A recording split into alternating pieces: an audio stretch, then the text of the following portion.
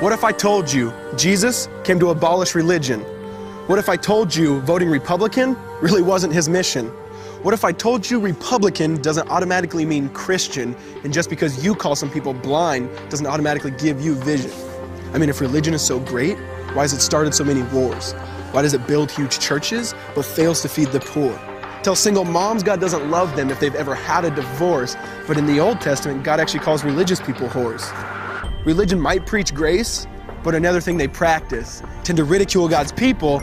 They did it to John the Baptist. They can't fix their problems, and so they just mask it, not realizing religion's like spraying perfume on a casket.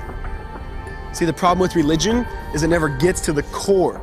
It's just behavior modification, like a long list of chores.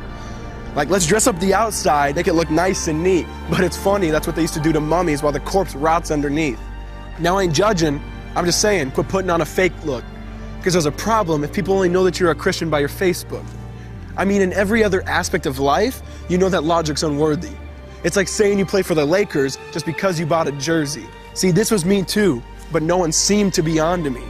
Acting like a church kid while addicted to pornography.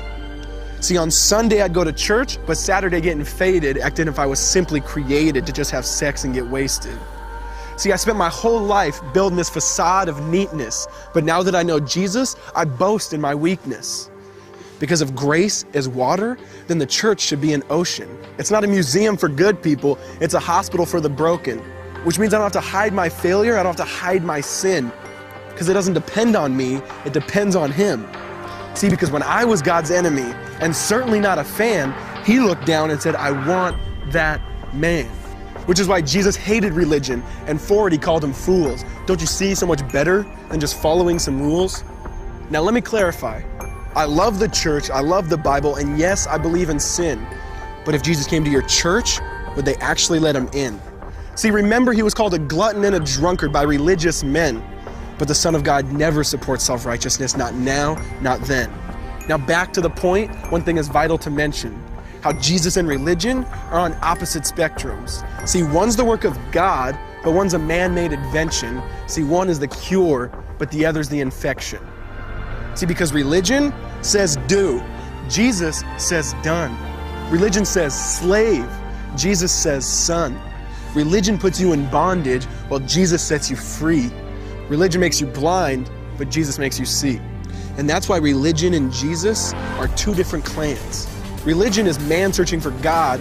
Christianity is God searching for man. Which is why salvation is freely mine, and forgiveness is my own. Not based on my merits, but Jesus' obedience alone. Because He took the crown of thorns and the blood dripped down His face. He took what we all deserved. I guess that's why you call it grace. And while being murdered, He yelled, Father, forgive them. They know not what they do. Because when He was dangling on that cross, He was thinking of you. And He absorbed all your sin and He buried it in the tomb, which is why I'm kneeling at the cross saying, come on, there's room. So for religion, no, I hate it. In fact, I literally resent it. Because when Jesus said, it is finished, I believe He meant it.